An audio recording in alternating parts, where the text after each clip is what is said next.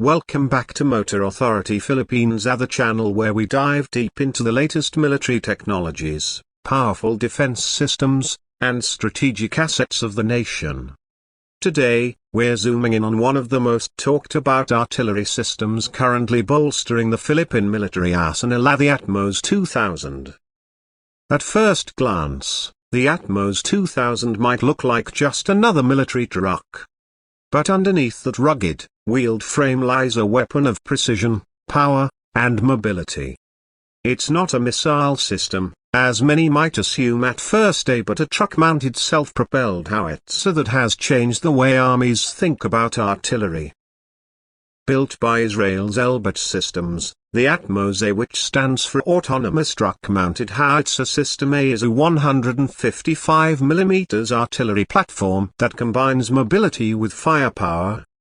It was designed to address a very real problem. Traditional howitzers are slow, vulnerable, and difficult to transport, especially across rough terrain.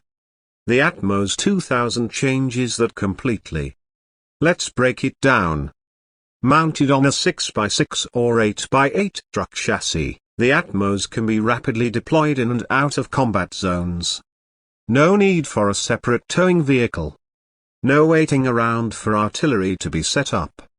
In fact, from a standstill, the ATMOS can be combat ready and begin firing within minutes. Once it completes its mission, it can relocate just as quickly, a tactic known in modern warfare as shoot and scoot. This isn't just about mobility. The gun itself is a 155mm/52 caliber cannon, compatible with NATO standard ammunition.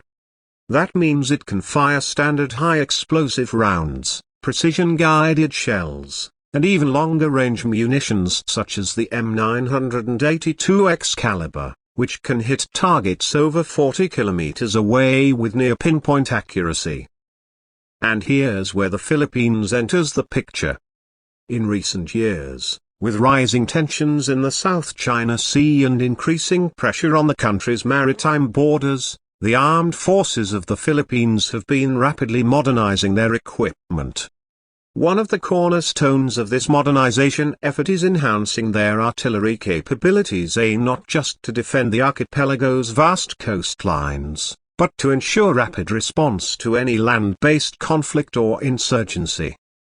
In 2022, the Department of National Defense signed a deal with Elbit Systems for the procurement of ATMOS 2000 units, and by 2024, the first batch was already operational within the Philippine Army. These howitzers are now being operated by the Army Artillery Regiment, which has undergone intensive training to master the system's advanced fire control systems, GPS-guided targeting, and real-time battlefield integration. Now, what makes this platform especially relevant for the Philippines is the type of terrain and logistics challenges the country faces. With over 7,600 islands, many regions are only accessible via land routes with limited infrastructure. You need a system that doesn't require tracked vehicles or heavy transporters. You need mobility, ease of maintenance, and logistical flexibility.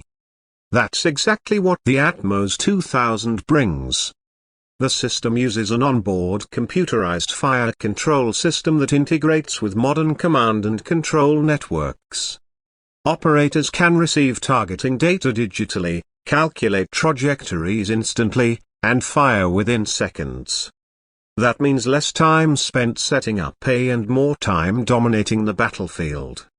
The ATMOS can carry up to 27 rounds of 155mm shells on board. It has a firing rate of 4 to 9 rounds per minute, depending on the type of mission and the ammunition. It also features hydraulic stabilizers and a semi-automatic loading system, which not only improves firing speed but also reduces crew fatigue in extended operations. Its maximum range varies depending on the ammunition, but with extended range full-bore base bleed rounds, it can reach over 40 kilometers. That's the kind of reach you need to engage threats before they come close, say, and support infantry and armored units from a safe distance. One common misconception online is that the ATMOS 2000 is a missile system. While it does have long-range striking power and can fire precision-guided projectiles, it's not technically a missile launcher. It's a self-propelled howitzer, and that distinction is important. Missiles usually refer to self-propelled guided weapons, while artillery shells are unguided or semi-guided projectiles fired from a gun.